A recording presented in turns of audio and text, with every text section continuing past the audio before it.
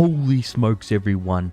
One of the biggest banking bailouts is happening right now that not many people know about, and it's happening in silence. What you have to know is something huge happened last week that the mainstream media didn't really cover, that the Federal Reserve wasn't really asked many questions about this during their press conference, and it is really unfortunate that the average American and really most average citizens around the world don't know about the great theft and the great debasement that is going on right now. So in this video, everyone, I'm going to go over how the Federal Reserve has yet again bailed out the big banks through its reverse repo market facility. Now, I'm sure you've all heard about this all over YouTube, but I'm going to be going a bit more in depth in explaining exactly how this works, exactly how they're getting a bailout, and what they're really doing is they're sacrificing us, the poor, the middle class, the working class, the serfs, I guess you could say. They're sacrificing us yet again, our purchasing power, our money, to keep bailing out the banks and to keep the financial system pumping. So let's not waste any time, anyone. Let's get straight into it. So looky here, everyone. We've all been watching this reverse repo market. Now, for all of those of you that don't know what the reverse repo market is, it is just central banks. They park their money at the Federal Reserve overnight. And before, they're only getting 0% interest. They weren't getting any yield at all. But what I was actually warning about, or what I was saying was going to happen, because all these money markets, these fixed income hedge funds and money market funds, they were going to go bust because their clients giving them money, but they're not getting any yield. And if they're charging them their clients fees, well, they're actually getting a negative return on their money. Not to mention the 6 to 7% inflation that we're seeing right now. So like I said, the Federal Reserve sells treasuries to the banks, and then they pay them interest on those treasuries. So it's kind of like the banks are actually lending cash to the Fed because there's too much money in the system. So there's nowhere else for them to really park it. And if they keep putting it into the short-term US treasuries before the Federal Reserve brought forward its interest rate hike forecast to 2023, which we'll get into later, yields would have gone negative. So the Federal Reserve has again opened up a facility, the reverse repo market facility, so banks can park their cash there, and not just banks, this is also other foreign central banks, and then they can get a yield on that money. So it says here, Fed sees record 756 billion demand for reverse repo program, and it may hit 1 trillion. So if you look at this chart here, everyone, normally these spikes are at the end of a quarter when the banks want to make their balance sheets look a bit better. But this has been skyrocketing here, and it's not the end of a quarter. So we can see here it really started to ramp up around April. And on Thursday, when the Federal Reserve increased its interest, it skyrocketed to 755 billion and then 747 billion the next day. This is kind of like the Federal Reserve, it's pimping out its balance sheet, because as you can see here, the overnight reverse repurchase agreements is Treasury securities sold by the Federal Reserve in a temporary open market operations. So like I said here, the Federal Reserve is selling these treasuries as wholes on its balance sheet because the Federal Reserve has been buying up most of the treasuries that were issued when the US government issued nearly $3 trillion in treasuries last year. The Federal Reserve gobbled it all up. So we'll get into a moment. There's actually, a supply shortages of US treasuries, and the banks need this collateral for regulatory requirements. So listen to this, everyone. High demand for the facility since April underscores how awash financial markets have become with cash during the pandemic, as trillions worth of fiscal and monetary stimulus sloshed through the economy. And you know what I find pretty funny? During 2019, the banks were all crying for bailouts through the repo markets. That's where instead of banks trying to get treasuries from the Federal Reserve and get paid interest, they were giving treasuries to the Fed or selling treasuries to the Fed, and then the Fed was giving them cash. Well, now we've got the opposite problem. There's too much cash and not enough treasuries. And so, like I was saying, the banks, they cry for money, they cry for a bailout. Well, this is how, spoiled they are now. Now they've got too much cash. So now the banks are crying for yield on that cash. So we've got the Federal Reserve, they're creating money, they're printing money out of nowhere, they have no real reserves, and then they're giving this cash that they print to the banks, and now they're giving interest on that money to the banks. But is your interest rate on your money going up in the bank? I don't think so. It says here, with interest rates low globally, banks and money market investors have been eager to avoid negative yields, that's like I was talking about earlier, and have been parking cash in the Fed facility, which as of Thursday pays 0.05% instead of zero. So you may think, oh, it's just, 0.5% basis points. But I think this will increase. And it's not really about how much it is. It just shows how the Federal Reserve is helping the banks, but they're not really helping us. So listen to this, everyone. When the Fed opened up this new avenue, 250 billion of fresh demand came in overnight. Vogel said, the Fed's decisions Wednesday to boost the rate it pays on excess reserves and on overnight reverse repo facility comes as part of a broader strategy to keep a grip on short-term rates while helping stroke the US economic recovery. But in a surprise for markets, Powell said the Fed now has penciled in 2 initial interest rate increases in 2023, while stressing that central bank officials were attuned to the risk of inflation rising faster than expected. And you know what really grinds my gears and annoys me is the way the Federal Reserve used to work is they'd have a mandate of price stability where they want inflation of around 2%. And what they used to do is they used to do forecasts. So, for example, we all knew at the start of this year or late last year that inflation was going to get much higher than their 2% mandate. So what before they do is they'd forecast, okay, inflation's going to be really high. We'll start lifting interest rates now in anticipation to cool this inflation that's going to come. But then you had Jerome Powell, which again, he's not an economist, he's a lawyer.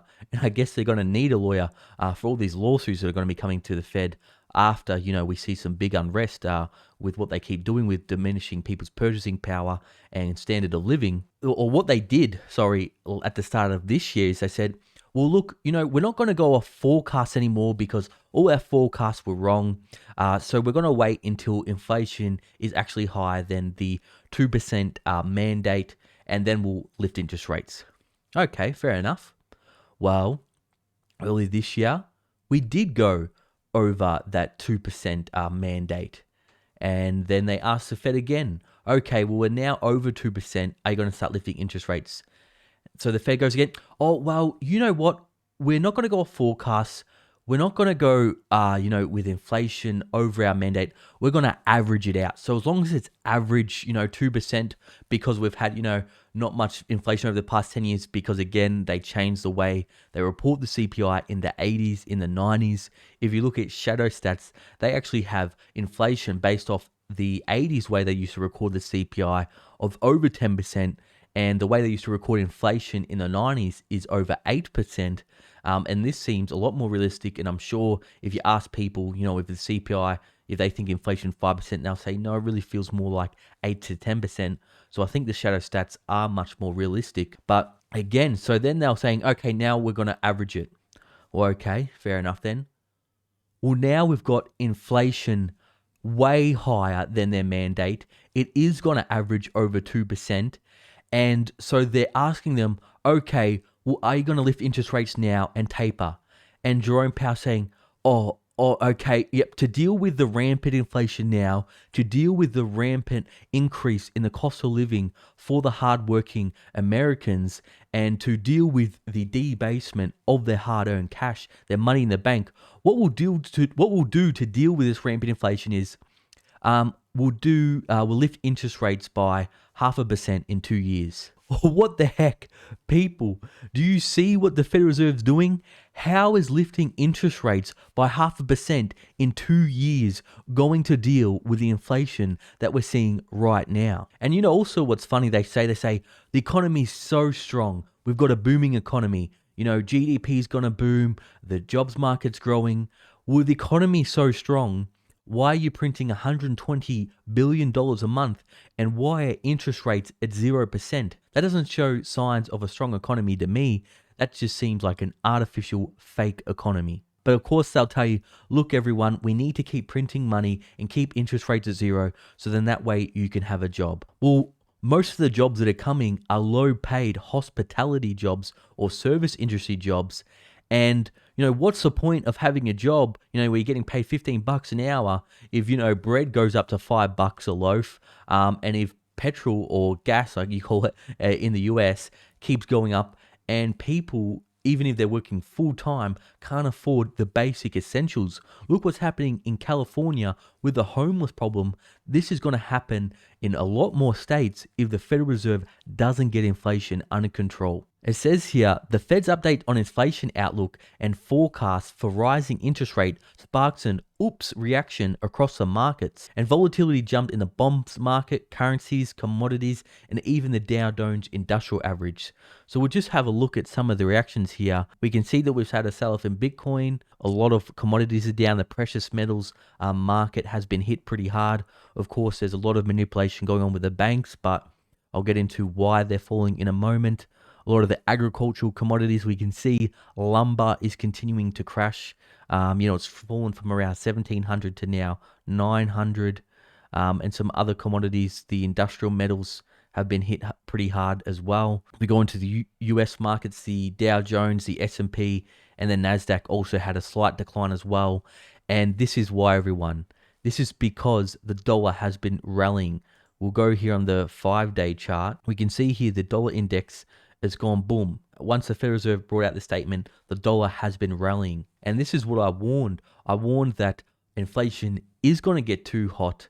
The Federal Reserve is going to have to start talking or thinking about lifting interest rates, or talking or thinking about tapering. And this is going to make the dollar strengthen and make all asset prices go down, because all asset prices are priced in the dollar. And this is why precious metals are falling. And you may think, why are they falling when inflation is so high? Well, what you have to know is inflation, it does lift asset prices, but it only lifts them until once, the punch bowl gets taken away. It's really good for assets if the Federal Reserve doesn't lift interest rates, but once they do start lifting interest rates, the dollar will increase and asset prices will continue to fall once people can actually get a yield or some interest on their cash. Even so, the scramble for safe places to park cash isn't only about the Fed policy, which is why Vogel and other strategists think demand for the facility could easily top $1 trillion in this quarter. That's crazy. $1 trillion. The banks are going to be able to use this every single day. That's right. This is on the daily, not quarterly, not yearly. The Federal Reserve is going to give them, $1 trillion worth of treasuries every day. They'll earn interest, and I'm sure the Federal Reserve is going to lift interest rates on this facility sometime in the future. So this is absolutely crazy, everyone. This is just another bailout, and I'm getting really sick and tired of this, that Wall Street keeps getting a bailout. I see what the Federal Reserve's doing. I see the lies. It's so obvious once you get educated, and we have a great community that are highly educated about the financial system. But unfortunately, the average person has no clue about how their purchasing power, how their time, they're getting paid this currency in exchange for their time, the most precious commodity we have here on earth. People give up, everything to earn this fiat currency. And unfortunately, that fiat currency that they're getting paid for the same amount of hours of their skills, their time, their intellect is, it's getting diminished, and they're getting less and less, and they're going to have to work more and more. So please share this with your family, share this with your friends so they can become aware of what exactly is going on here. But also another theory I have, what if the banks are preparing for a big crash that's going to be coming? Because I've been saying, that if the Federal Reserve does lift interest rates, the only thing that's been lifting the markets right now is the narrative of money print to go burr, interest rates are low, there's no other alternative, inflation's going out of control, they're giving out stimulus checks. Well, there's no more stimulus checks. People are going to have to start paying their mortgages again. People are going to have to start paying their rent again.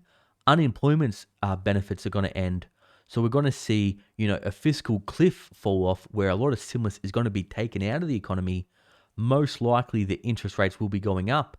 And it says here, bring this up, that the Fed, Jim Bullard, sees first interest rates hike coming as soon as 2022. Because again, like I was saying, how is lifting interest rates by 0.5% in 2 years going to deal with the rampant inflation that's happening right now? Of course, it won't do anything. But again, going back to the banks, Like we've seen, JP Morgan is stashing cash for the crash. They said they've got about $500 billion in cash because they do think, interest rates are going to go up, the dollar will go up, and all asset prices, the everything bubble, will start to burst. So everyone, the key for the markets right now is if inflation will be transitory or if we're going to see sustained inflation or even see inflation creep up.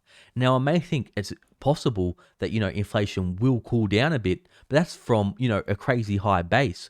For example, if prices increase 100% and then they fall 50%, the Fed can say, oh, look, I told you inflation was transitory, but really prices won't go back to the levels they were in early 2020. They will be much higher, but the rate of inflation won't be as high, so the Federal Reserve can have an excuse to keep on printing money. But I hope this doesn't happen. I hope people wake up to what they're doing. I hope there's more questions, people learning about the financial system, and if we put them under pressure, because the Federal Reserve will try to get away with it, but if the American people wake up to what they're doing, they will have no choice but to change course and start tapering and hiking interest rates right now. And unfortunately, that means the stock market's going to fall. Even precious metals could fall more. Cryptocurrencies will fall. And once interest rates do going up, then the real estate market will fall as well. So this is why I have been saying it may be a good idea to start increasing your cash pile. So if this crash does come, next year, who knows when it's going to come? Nobody can time it. Well, then you can come in and buy up everything for a discount. Now, for all my loyal viewers and subscribers still watching, you're awesome. If you haven't already, please tap that like and subscribe button. I'll keep you all updated with the latest happening with the Federal Reserve, the markets, stock market, and global finance news. If you're bored, I'll put up some of my other videos here. I'll see you all there.